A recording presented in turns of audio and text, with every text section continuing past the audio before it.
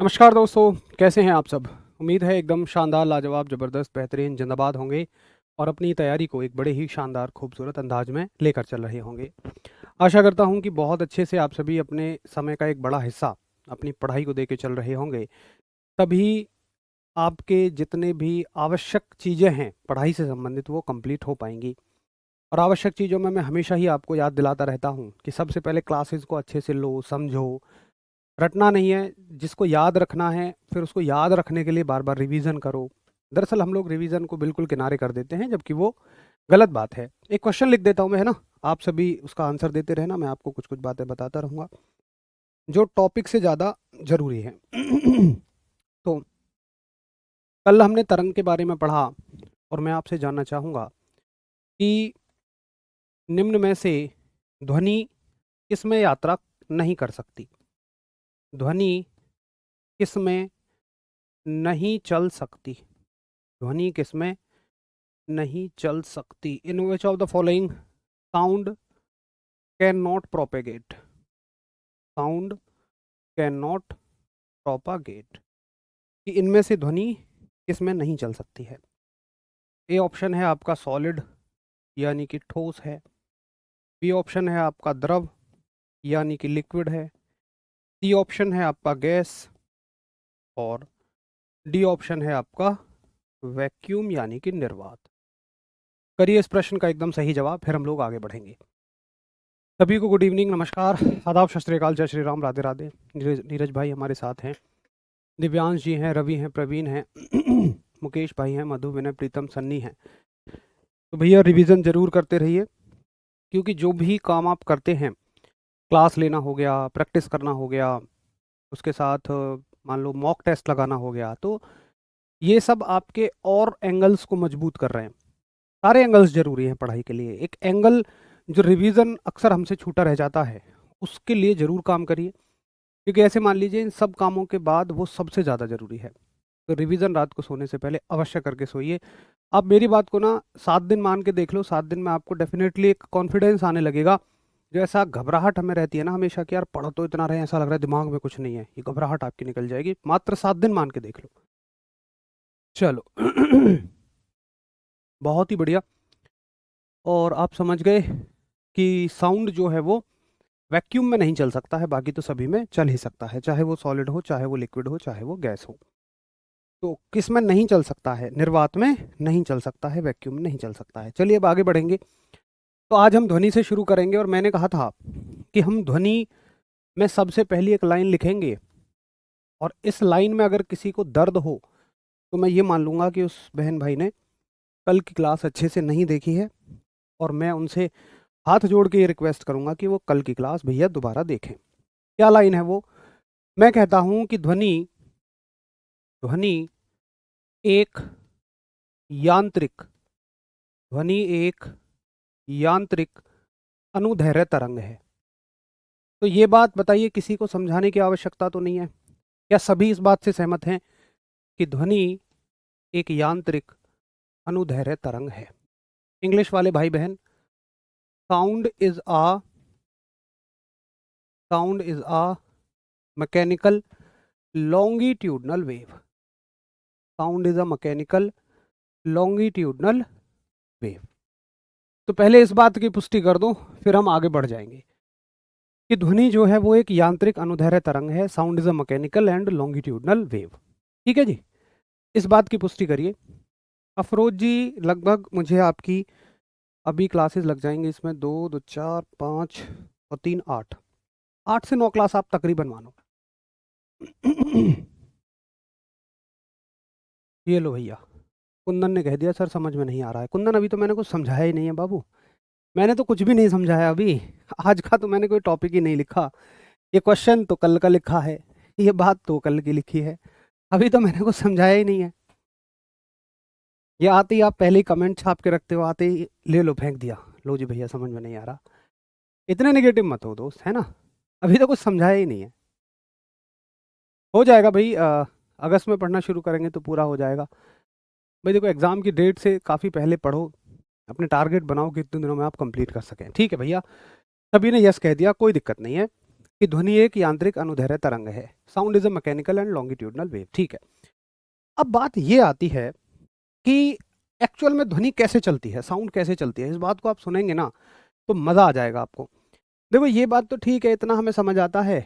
मैंने बोला मेरी आवाज़ हवा के माध्यम से हरीश भैया के कानों तक पहुंची, लेकिन एग्जैक्टली वो प्रक्रिया क्या है जिस तक मेरी आवाज़ जाएगी। देखो बहुत मज़ेदार प्रोसेस है। दरअसल क्या होता है कि यहाँ पर है बहुत सारी हवा, और हवा के क्या है, मॉलिक्यूल्स हैं, यानी कि कंपन है। ठीक है, हवा के हैं मॉलिक्यूल्स बहुत सारे।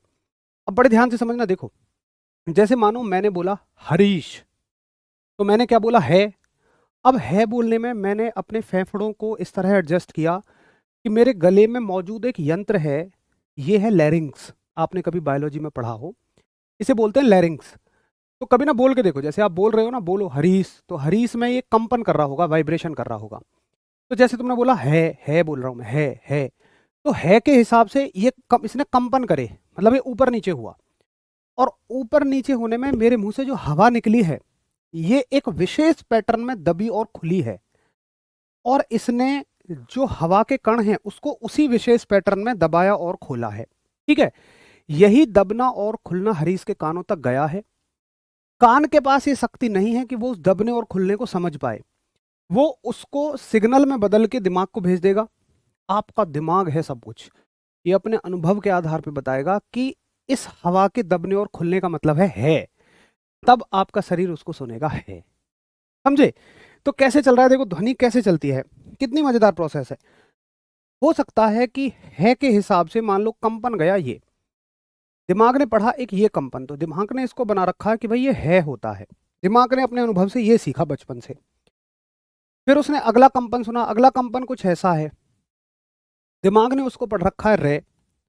हो सकता है अगला कंपन कुछ ऐसा हो, तो दिमाग उसको पढ़ता है ई।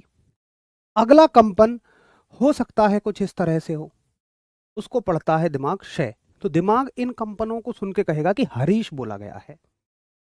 अब आपको ये बात समझ में आ गई होगी, तो आशा करता हूं बहुत मजेदार लगी होगी। नहीं आई तो सिर्फ क्या याद रखो ये लाइन, कि ध्वनि उत्पादन का मुख्य कारण कंपन होते हैं। पेपर में आपसे ये कहानी नहीं पूछेगा, पेपर में पूछेगा ये बात कि ध्वनि उत्पादन का कारण कंपन होते हैं, कि जो वाइब्रेशंस होते हैं ना, कंपन, इनके कारण ध्वनि उत्पन्न होती है। कंपन होते हैं, यानी कि मेन या बेसिक रीजन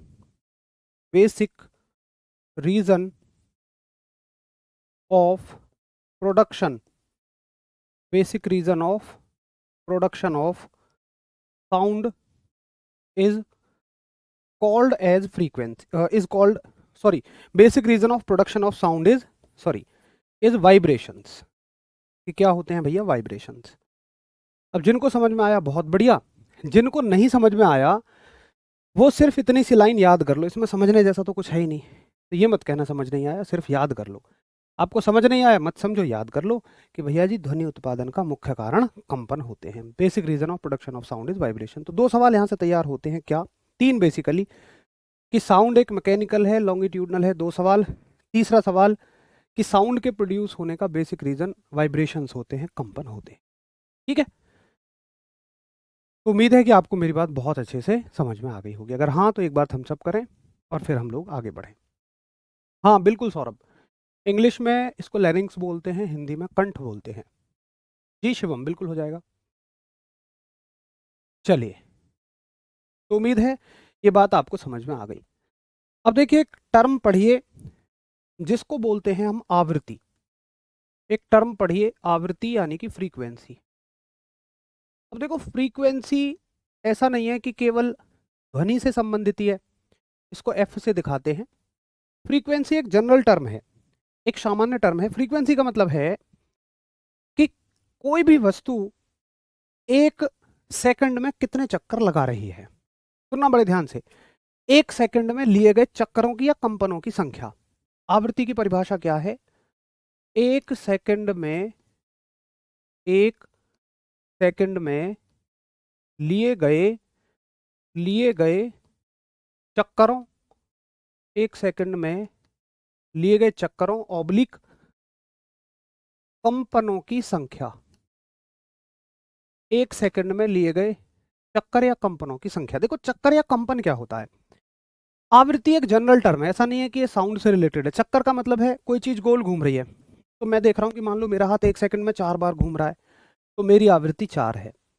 भाई कंपन का मतलब क्या है, मान लो मैंने एक स्प्रिंग ऐसे पकड़ी और उसे ऐसे खींच के छोड़ दिया, वो एक सेकंड में ऐसे 4 बार कंपन ले रही है, तो उसकी आवृत्ति 4 है।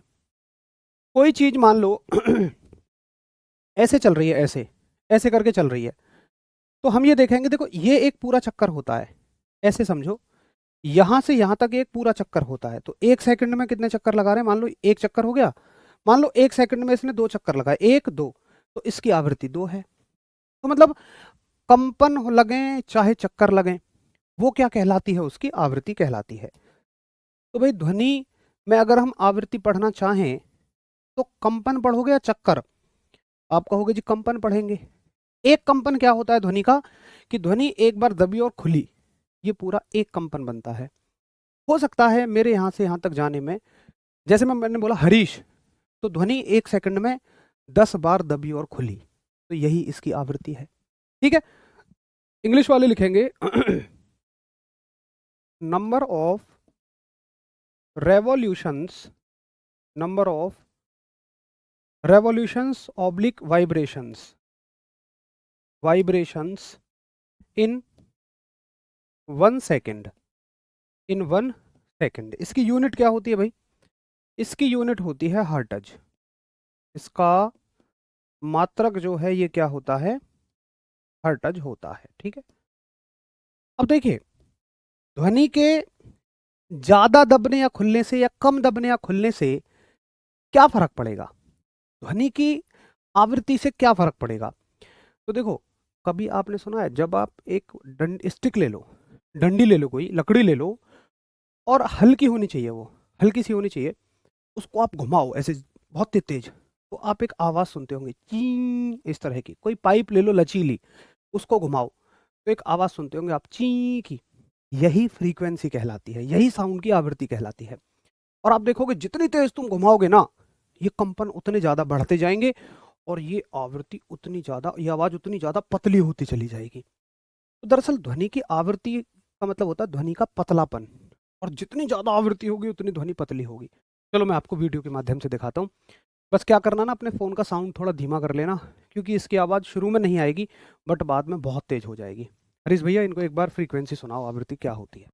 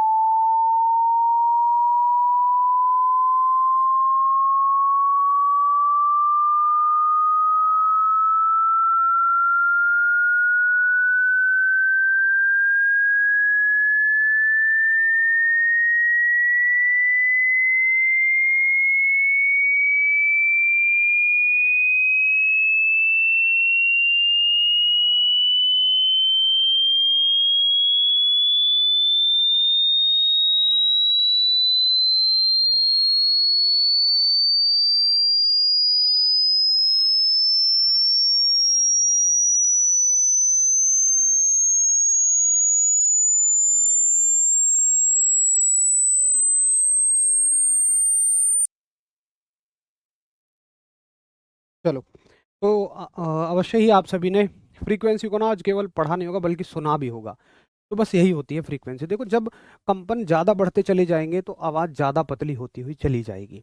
सिर्फ इसी को हम आवृत्ति कहते हैं। अब देखो, इस आधार पर ध्वनि की जो आवृत्ति है उसको 3 हिस्सों में बांटा जाता है। तो हेडिंग डालिए ध्वनि की आवृत्ति, फ्रीक्वेंसी ऑफ साउंड, ध्वनि की आवृत्ति। तो आशा करता हूं कि आपने आज ध्वनि की आवृत्ति को केवल पढ़ा नहीं होगा बल्कि सुना होगा, फ्रीक्वेंसी ऑफ साउंड। और आपने जो ऑब्जर्व किया वो मैं आपसे पूछता चलूंगा, आप कंफर्म करते चलना कि हाँ, जो आपने देखा क्या मैं वही लिख रहा हूँ। देखी हुई चीज को लिखना तो मतलब ऐसे होगा जैसे पिक्चर याद कर रहे हूँ। तो देखो, मैं ध्वनि की आवृत्ति को 3 हिस्सों में बांटता हूँ।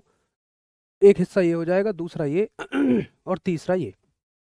तो ध्वनि की आवृत्ति में सबसे पहली आवृत्ति वो है जो हमें सुनाई पड़ती है। देखो, जब आप कह रहे थे ना आवाज नहीं आ रही, आवाज नहीं आ रही है, तो ये आवृत्ति बहुत छोटी थी। ये कितनी छोटी थी? ये 20 हर्ट्ज से कम थी। तो पहली आवृत्ति होती है आपकी 20 हर्ट्ज से कम, 20 हर्ट्ज से कम। देखो, ये लेस देन 20 हर्ट्ज, ये आवृत्ति वो है जो इंसान को नहीं सुनाई देगी। ये बहुत छोटी आवृत्ति होती है। तो आप कहोगे भैया इंसान नहीं सुन सकता, इंसान नहीं सुन सकता। जब इसे इंसान नहीं सुन सकता, human human can not, human या नॉट ऑडिबल टू ह्यूमन, ऐसे लिखो, not audible, not audible to human, कि भैया इंसान नहीं सुनेगा। जब इंसान इसे नहीं सुन सकता तो इसका नाम दिया जाता है अवश्रव्य आवृत्ति।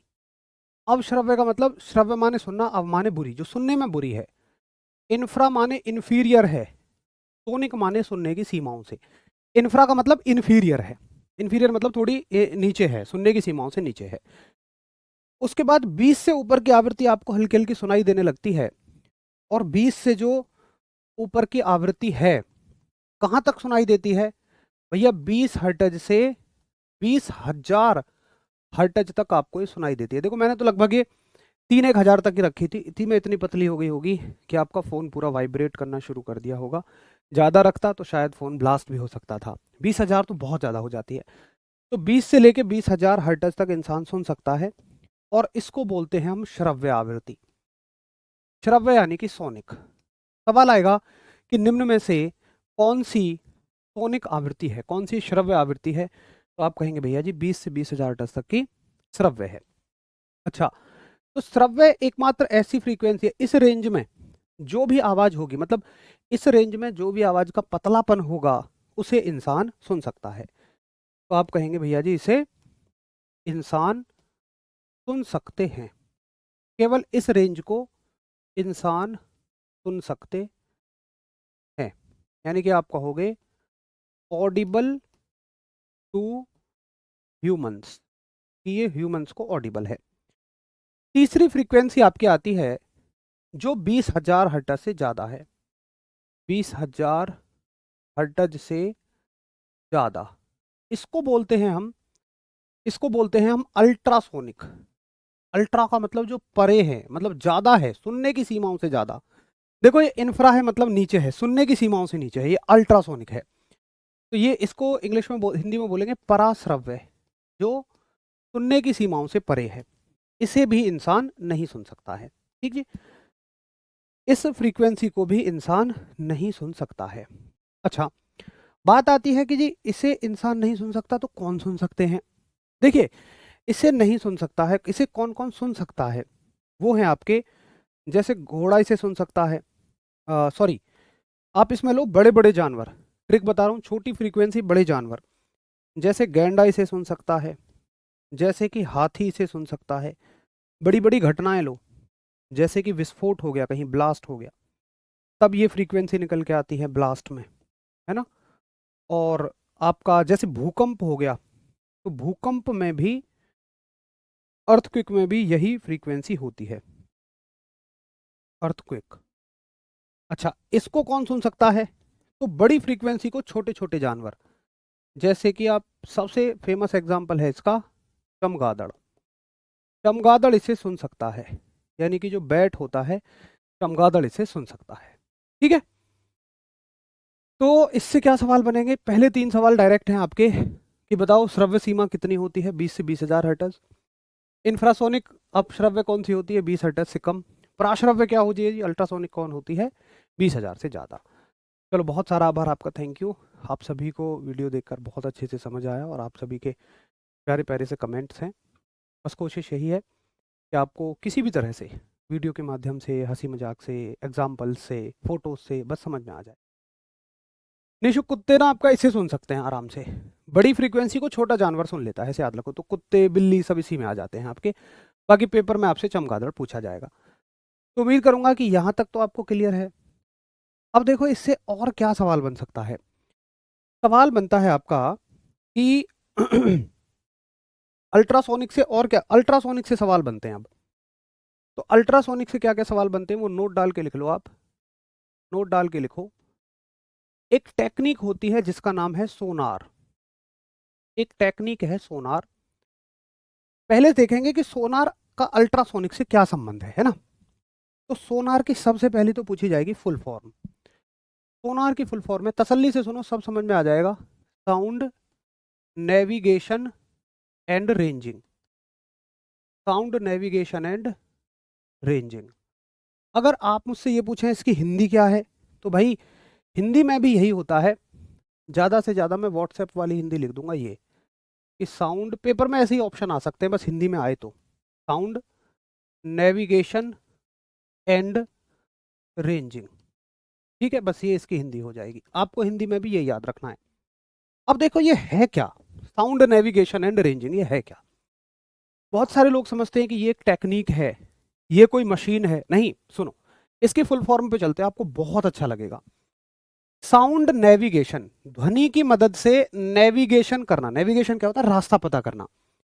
तो ध्वनि की मदद से रास्ता पता करने को हम साउंड नेविगेशन कहते हैं। आओ जरा कैसे देखो।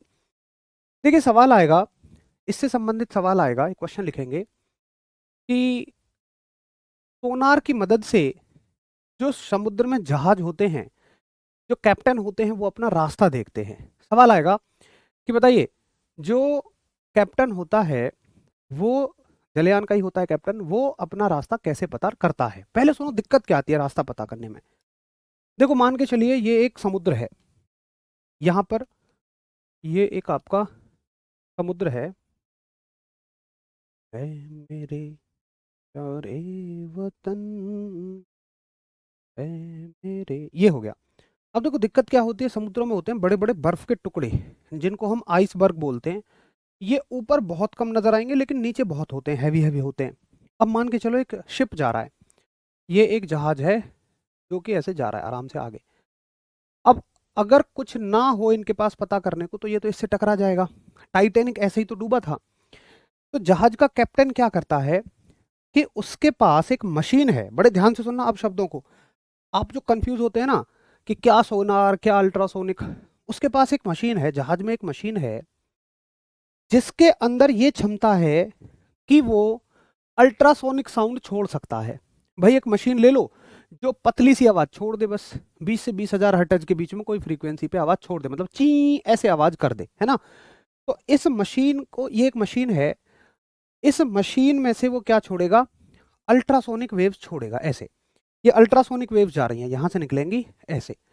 अब देखिए अगर रास्ते में कुछ है तो वेव्स टकराएंगी और टकराते ही ये वेव्स वापस लौट के आ जाएंगी।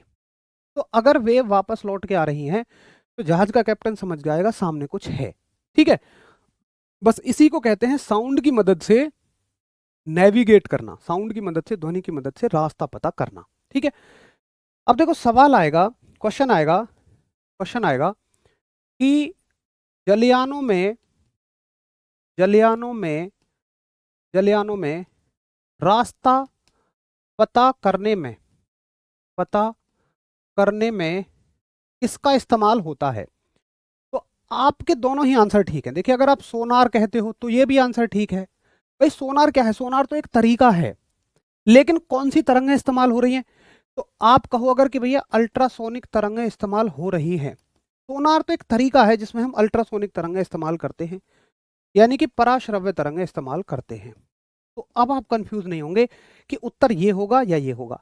उत्तर ये भी हो सकता है, ये भी हो सकता है, दोनों एक साथ नहीं होंगे, दोनों कभी भी एक साथ नहीं होंगे।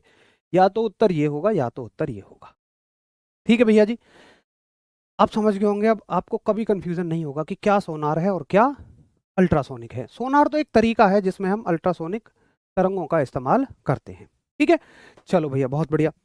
अब सवाल पूछा जाएगा कि बताओ, समुद्र की गहराई का पता लगाने के लिए किसका इस्तेमाल होता है? समुद्र की गहराई, समुद्र की गहराई पता करने में, समुद्र की गहराई पता करने में, to find, to find the depth of sea, depth of sea. अब देखो, समुद्र की गहराई पता करने में कैसे इस्तेमाल करते हैं। मान के चलो ये जहाज है और समुद्र की गहराई यहाँ तक है, ठीक। अब समुद्र तो भाई कई कई मतलब ये मान लो कि 3-3 4-4 किलोमीटर गहरे होते हैं, और भी ज़्यादा होते होंगे, आपको बेहतर पता होगा। तो उतने में संभव नहीं है कि हम किसी को भेजें। जैसे मैं कहूँ रामू जाइयो जरा पता करके आ, डुबकी लगा के कितना गहरा है, तो पता चला रामू चला गया लेकिन वापस नहीं आ पाया। तो हम क्या करते हैं, सोनार भेज, सोनार में से मतलब सोनार एक तरीका है जिसमें से हम अल्ट्रासोनिक वेव्स भेजेंगे। ये अल्ट्रासोनिक वेव्स जाएंगी, यहाँ से जाएंगी, और ये पानी को चीरती हुई जाएंगी। ये पानी से नहीं टकराती हैं, पानी को चीरती हुई जाएंगी और समुद्र की तली से टकराएंगी, और टकराने के बाद वापस आ जाएंगी। अब देखो, मुझे इनकी चाल पता है, मुझे इनकी स्पीड पता है। जब मैंने भेजा था इनको तो मैंने स्टॉप वॉच लगा दी थी, मुझे टाइम भी पता लग गया, समय भी पता लग गया। तो क्या चाल बराबर दूरी बटे समय का पता करके मैं इन दोनों की मदद से दूरी यानी कि डिस्टेंस नहीं कर सकता? बिल्कुल कर सकता हूँ। तो समुद्र की गहराई आप पता कर लोगे, बिल्कुल बढ़िया। जैसे नितेश और विनय ने बात पकड़ ली, फेदोमीटर इस्तेमाल किया जाता है। दरअसल फेदोमीटर तो एक मशीन है, वो क्या कर रही है, तो फेदोमीटर अल्ट्रासोनिक वेव ही तो भेज रही है, और इसी टेक्निक को हम सोनार कहते हैं। तो समुद्र की गहराई पता करने में निर्भर करेगा आपका उत्तर ऑप्शन पे। अगर मापक यंत्र आते हैं कि भाई फेदोमीटर है, बोरोमीटर है, स्टेथोस्कोप है, थर्मोमीटर है, तो आंसर फेदोमीटर हो जाएगा। अगर ऐसे ऑप्शन आते हैं कि अल्ट्रासोनिक तरंगें हैं, या फिर आपकी इंफ्रासोनिक हैं, या फिर आपकी सोनिक हैं, यानी पराश्रव्य हैं, अपश्रव्य हैं, अश्रव्य हैं, तो आप कहोगे जी अल्ट्रासोनिक है। अगर आता है टेक्निक का नाम आ जाए, भैया सोनार है, रडार है, या लेजर है, तो आप कहोगे जी सोनार है। तो मतलब उत्तर आपका निर्भर करेगा ऑप्शंस पर, बाकी चीजें सारी ही ठीक हैं। दरअसल अब आपने बात पकड़ ली, दरअसल ये मीटर, ये मशीन जो होती है ना, ये फेदोमीटर होती है जो समुद्र की गहराई पता करती है। लेकिन वो करती काम कैसे है? तो फेदोमीटर एक मशीन है, टेक्निक सोनार है, और उसमें जो वेव्स यूज हो रही है वो अल्ट्रासोनिक है। अब उम्मीद करूंगा एक क्लैरिटी आपको मिल गई होगी। तो समुद्र की गहराई पता करने में भी हम कह सकते हैं कि अगर मैं उत्तर लिखूं फेदोमीटर, फेदोमीटर, तो भी मैं गलत नहीं हूं। और अगर मैं उत्तर लिखता हूं सोनार, तो भी मैं गलत नहीं हूं, क्योंकि फेदोमीटर में सोनार टेक्निक यूज हो रही है। अगर मैं उत्तर लिखूं अल्ट्रासोनिक, तो भी मैं गलत नहीं हूं। तीनों पेपर में एक साथ नहीं पूछे जाएंगे, ये मेरा आपसे वादा है। उम्मीद है आप मेरी बात को भली भांति समझ गए होंगे। ठीक है भैया, तो अगर आप बुक से पढ़ेंगे तो कंफ्यूजन की स्थिति इसमें उत्पन्न हो जाएगी, लेकिन अगर आप इस तरीके से पढ़ेंगे तो कभी भी कंफ्यूजन की स्थिति उत्पन्न नहीं होगी। चलिए, बहुत सारा आभार आपका, सभी को बहुत अच्छा समझ में आ रहा है, आपके पढ़ाने का अंदाज अलग है, अच्छा पढ़ा रहे हैं। और ये सिर्फ संभव होता है जब आपका ना एक इंटरेस्ट होता है सीखने में। कोई भी यहाँ खड़ा हुआ तब ज़्यादा एक्साइटमेंट, मोटिवेशन, एनर्जी के साथ सिखा पाता है जब आपकी सीखने की इच्छाएं बहुत ज़्यादा होती हैं। तो इस बैच में मैं देखता हूँ कि सभी बच्चे बहुत अच्छे हैं और बहुत बढ़िया तरह से चीज़ों को सीखते हैं। और सुनो, सोनार में नाम भी तो छिपा है ना, रेंजिंग, है ना, नाम भी छिपा है ना, रेंजिंग। रेंजिंग का मतलब दूरी पता करने से ही होता है। तो सोनार अपने आप में नाम बता रहा है कि मैं वो टेक्निक हूं जिसमें ध्वनि की मदद से या तो हम रास्ता पता लगाएंगे, नेविगेशन करेंगे, या रेंजिंग करेंगे। रेंजिंग का मतलब दूरी पता करना। ठीक है, चलो भैया धर्मेंद्र, बहुत सारा आभार आपका मेरे भाई, बहुत सारा आभार। तो जरा बताइए कि ठीक है, मुझे सोनार टेक्निक के सारी चीजें सोनार टेक्निक से जुड़ी हुई समझ में आ गई, और मैं उत्तर करने में बिल्कुल कंफ्यूज नहीं होऊंगा। चलो, मजा आ गया, बहुत बढ़िया। तो ये हो गया आपका नोट नंबर, इसको डाल लेना 1। ठीक है, नोट नंबर 1। नोट नंबर 2 देखो, जो आपकी अल्ट्रासोनिक वेव्स होती है ना, सवाल आएगा, सवाल ही लिख लो कि मेडिकल फील्ड में कौन सी तरंगों का इस्तेमाल किया जाता है। तो आपने देखा होगा कि पेट का बोलते हैं हम तो अल्ट्रासाउंड कराने जा रहे हैं, बोलते हैं ना, जब पेट में पेन वगैरह होता है, एक वगैरह होता है, तो आप बोलते हैं जी हम तो अल्ट्रासाउंड कराने जा रहे हैं। तो अल्ट्रासाउंड क्या होता है? अल्ट्रासाउंड, तो अल्ट्रासाउंड का मतलब है ऐसा साउंड, ऐसी ध्वनि जिसकी फ्रीक्वेंसी अल्ट्रासोनिक है, बस अल्ट्रासोनिक है। देखो मैं बोल रहा हूं, मान के चलो, मैं एग्जांपल ले लो, मान लो मैं 15 हर्ट्ज पे बोल रहा हूं, तो साउंड तो मेरा भी है, लेकिन ये अल्ट्रा नहीं है क्योंकि इसकी फ्रीक्वेंसी अल्ट्रासोनिक नहीं है। मैंने बोला, मान लो मैं इतने फ्रीक्वेंसी से बोलता हूं, 15,000 से बोलूं, तो अब मेरा जो साउंड है वो अल्ट्रासाउंड है क्योंकि मेरे साउंड की फ्रीक्वेंसी अल्ट्रासोनिक है। सिर्फ इतनी सी बात है। तो अल्ट्रासाउंड क्या होता है? ऐसा साउंड जिसकी फ्रीक्वेंसी अल्ट्रासोनिक होती है, तो अल्ट्रासाउंड होता है अल्ट्रासोनिक फ्रीक्वेंसी वाला। तो आप कहेंगे कि इसको चाहो ऐसे लिख लो, प्रॉपर लिख लो। अल्ट्रासाउंड क्या होता है? A sound with ultrasonic frequency, with ultrasonic frequency, यानी कि हिंदी में भी अल्ट्रासाउंड ही रहेगा। तो एक या ऐसी ध्वनि, सिंपल ऐसे लिख लो, ऐसी ध्वनि, ऐसी ध्वनि जिसकी आवृत्ति, ऐसी ध्वनि जिसकी आवृत्ति पराश्रव्य होती है, जिसकी आवृत्ति पराश्रव्य होती है, अल्ट्रासोनिक होती है। ठीक है, ये अल्ट्रासाउंड होता है। अल्ट्रासाउंड का इस्तेमाल पूछ ले तो भाई कह दो मेडिकल में। अल्ट्रासाउंड का इस्तेमाल कहाँ होता है? मेडिकल में।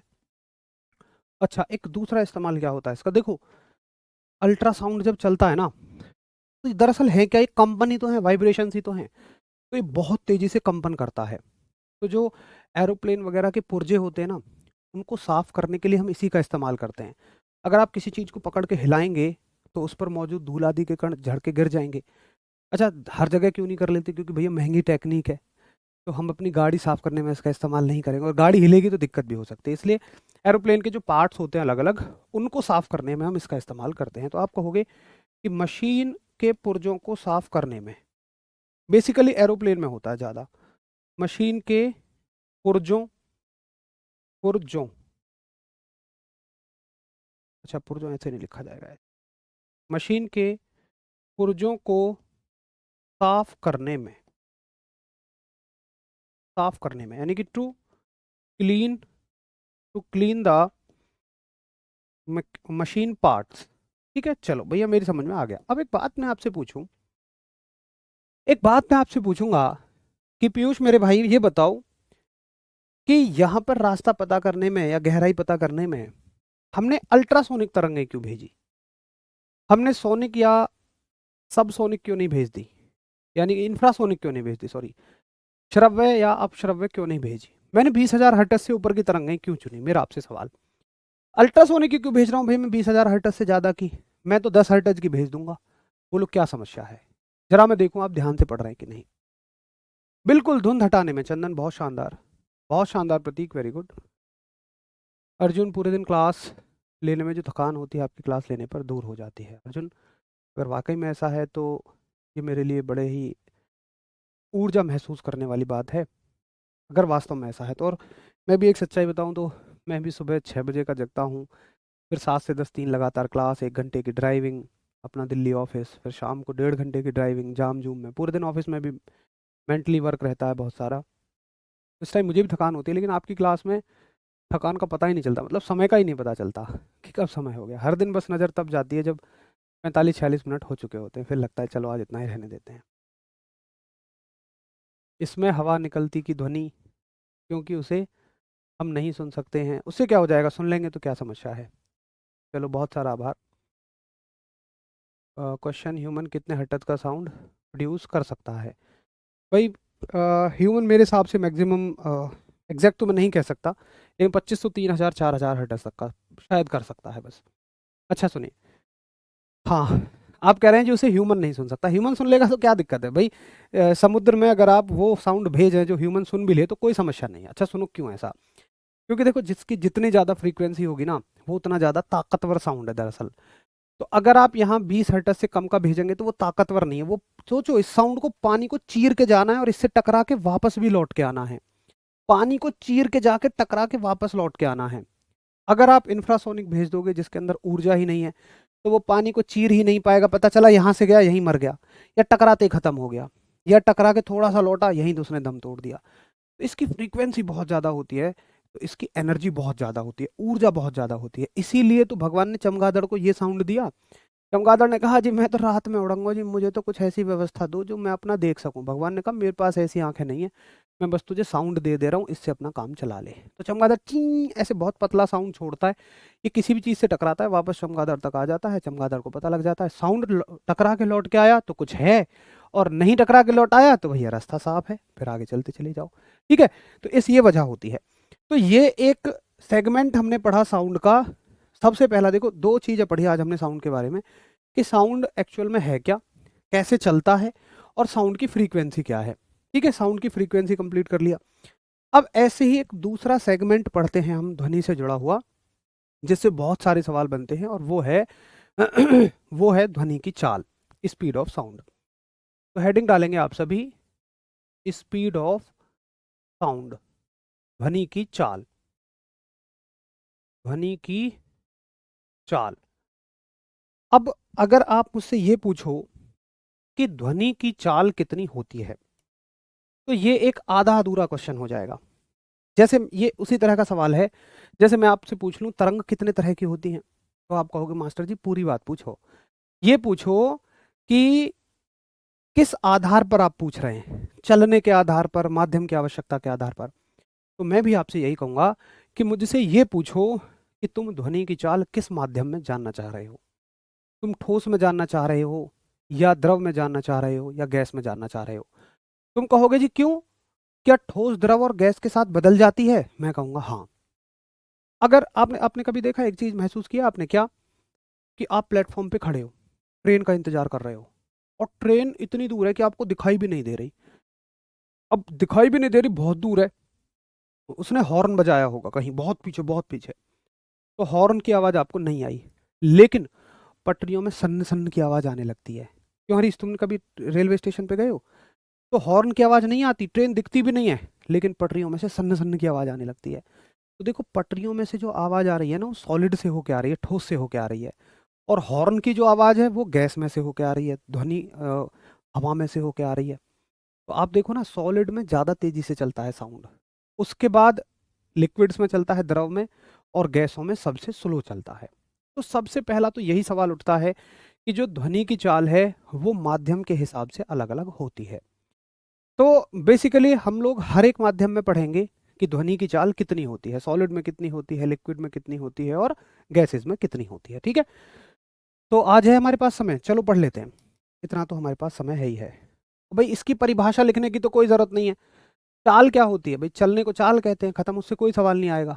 आपसे पूछा जाएगा कि ध्वनि की चाल, अच्छा इसको ऐसे मत लिखो, ऐसे लिख लेते हैं, कैटेगरी क्यों बना रहे हैं हम ऐसे लिख लेते हैं कि भाई ठोसों में ध्वनि की चाल ऐसे लिखो, ठोसों में सबसे ज़्यादा, ठोसों में सबसे ज़्यादा, उसके बाद द्रवों में होती है, उसके बाद गैस में। अच्छा इतने से समझ जाओगे ना कि ध्वनि की चाल ठोसों में सबसे ज़्यादा, फिर द्रव में, और सबसे कम गैस में होती है। जरा बताइए, इतने से समझ जाएंगे, सॉलिड में सबसे ज़्यादा, लिक्विड में बीच में होती है, और गैसेज में सबसे कम होती है।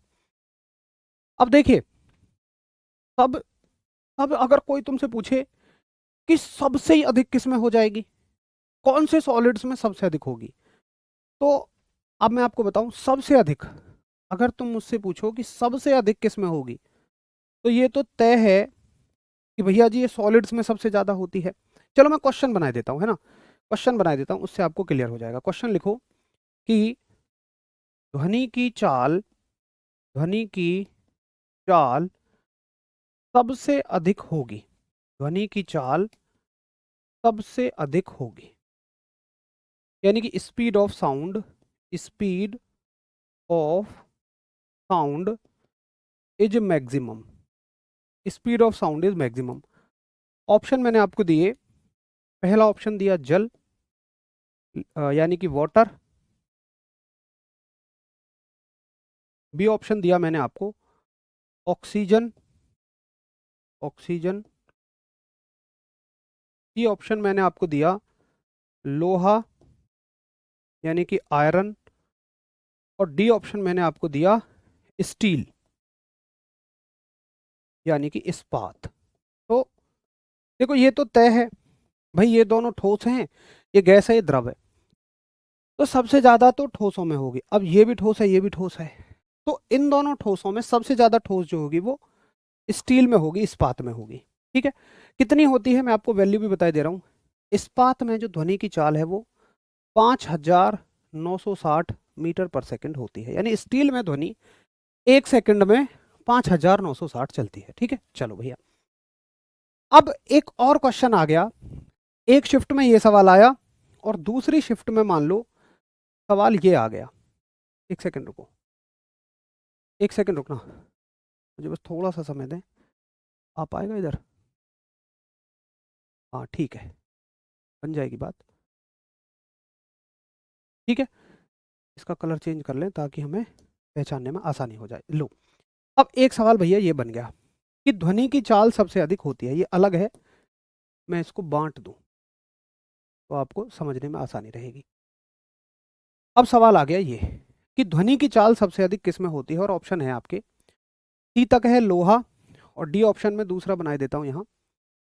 डी ऑप्शन आपका आया ये, अच्छा सी और डी दोनों हटा दो, है ना, नोट करो आप मेरे साथ।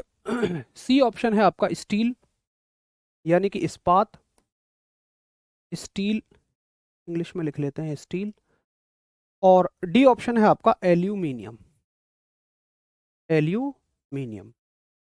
तो देखिए, आप गूगल कर लो चाहे, स्टील में मैंने आपको बताया 5960 होती है, आप गूगल करो, एल्यूमिनियम में 6420 मीटर पर सेकंड ध्वनि की चाल होती है।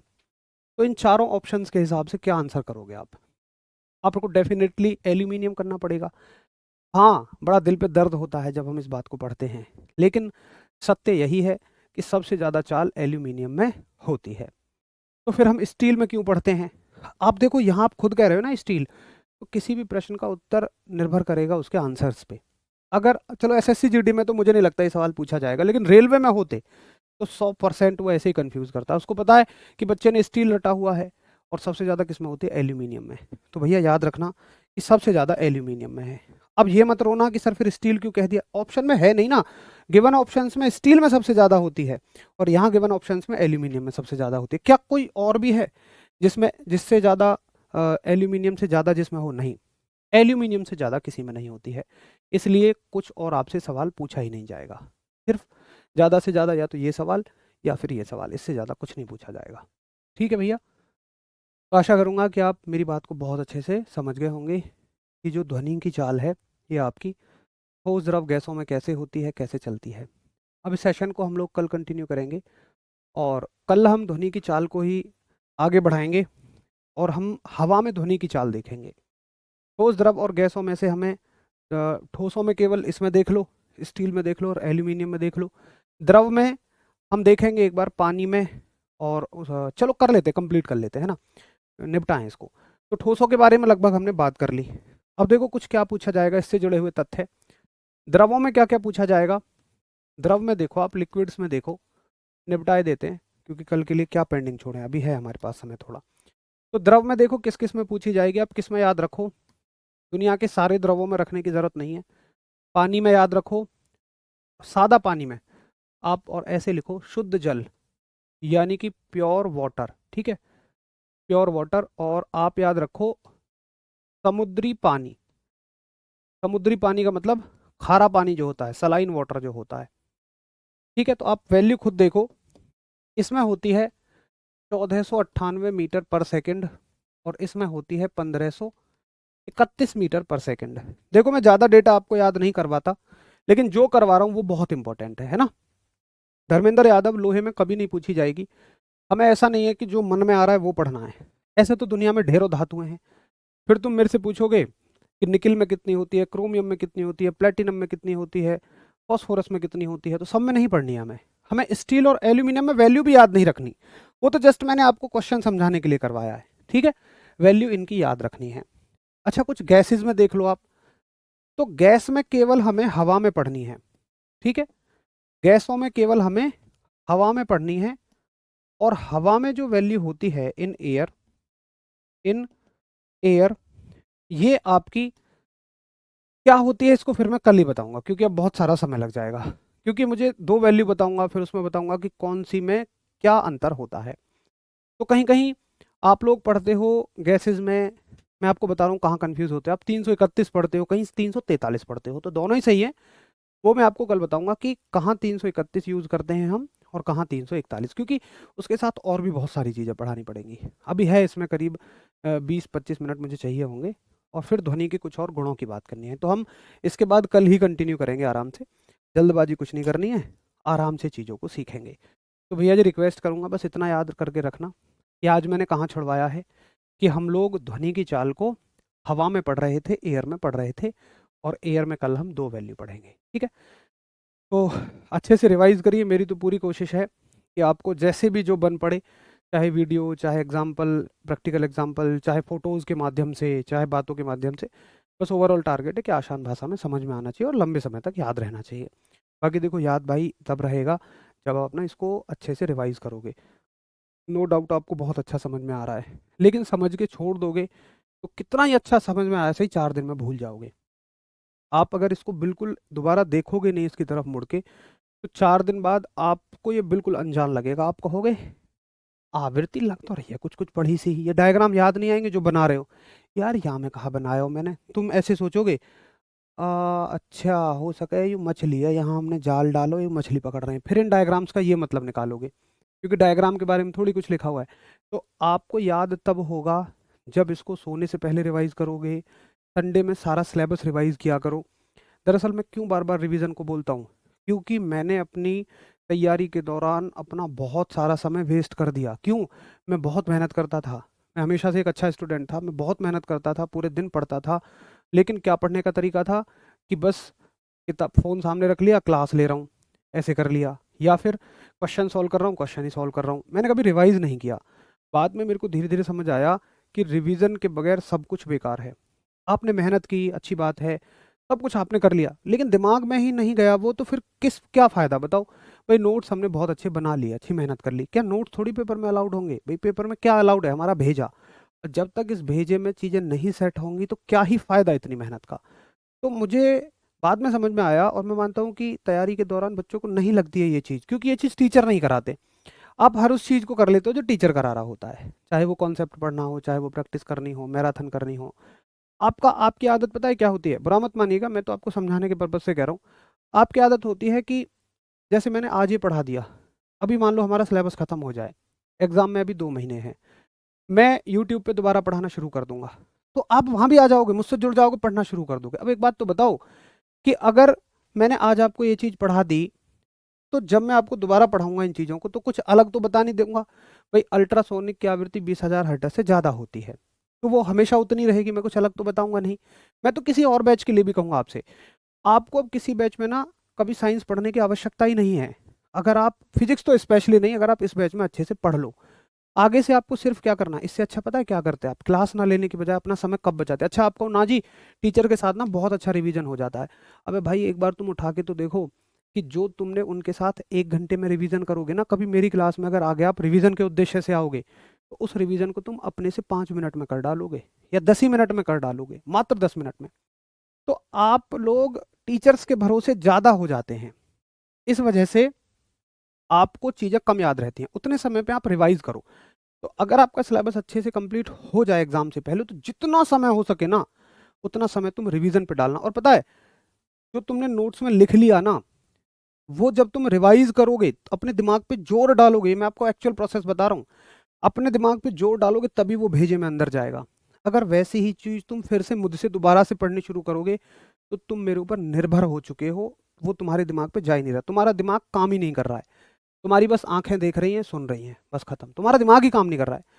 दिमाग तब काम करेगा जब आपके नोट्स में लिखा हुआ आप खुद से पढ़ोगे, समझोगे। इसलिए एक बार किसी भी विषय का किसी अच्छे टीचर से, हर विषय की बात कर रहा हूं मैं, अच्छे टीचर से एक बार सिलेबस कंप्लीट करके बढ़िया नोट्स बना लो, उसको रिवीजन करो, और जितना हो सके, एक बात और मैं आप आज को बोल के जा रहा हूँ, सबसे अच्छी, सबसे काम की बात मुझे याद आई, जितने ज़्यादा क्वेश्चंस हो सकें उतने ज़्यादा सॉल्व करो। कभी भी थ्योरी से 100% कवर नहीं होता है, आपने देखा होगा। अच्छे से थ्योरी कर जाओ, एग्जाम में कुछ क्वेश्चन तो ऐसे आ ही जाते हैं जिनकी हमें लगता तो है कि उस टॉपिक से पढ़े हैं, लेकिन आप कहते हो इसको ना घुमा के पूछ लिया और उसी पेपर को आप हार्ड कह देते हो। तो घुमा के पूछे हुए प्रश्न कभी क्लास से कवर नहीं हो सकते, मैं चाह के भी नहीं करा सकता ना। तो सिलेबस ही मेरा 6 महीने का हो जाएगा, आप पढ़ना ही पसंद नहीं करोगे। लो, मैं जिम्मेदारी लेता हूँ, मैं सारे सवाल करा दूंगा तुम्हें, लेकिन 6 महीने में सिलेबस खत्म होगा, तुम कभी नहीं पढ़ना चाहोगे। इसलिए खुद से प्रैक्टिस करो। प्रैक्टिस कहाँ से करनी है? प्रीवियस ईयर क्वेश्चन उठा लो। एसएससी ने जितने भी एग्जाम्स करवाए हैं सबके प्रीवियस ईयर क्वेश्चन कर डालो, आपको एक अच्छा आइडिया लग जाएगा कि उस टॉपिक से कितने तरह के क्वेश्चंस पूछे जा सकते हैं। चलिए, आज के लिए आशा करता हूँ काफ़ी है। कल मिलते हैं, तब तक के लिए आप सभी को नमस्कार, धन्यवाद, जय हिंद।